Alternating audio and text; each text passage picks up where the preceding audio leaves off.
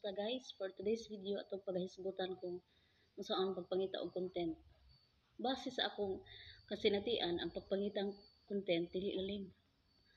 Bisan unsa nga mga content, mga panghitabo sa kinabuhi, mga panghitabo dinhi sa eskwelahan, mga imposibleng panghitabo sa kalibutan, atong himuon para lang ma-post og makakuha kinig daghan nga mga viewers.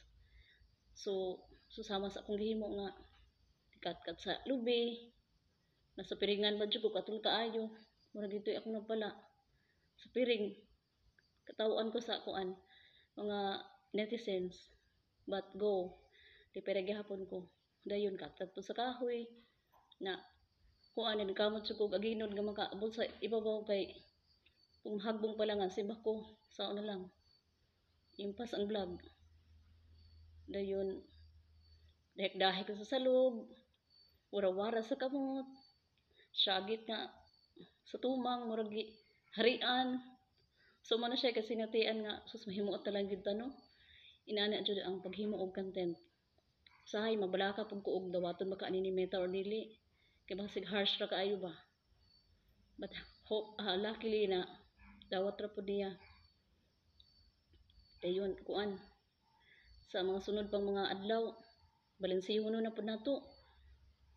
Ug unsay atong content for the day. Usahay bitaw guys, maka-post ta og maguray lami nga content.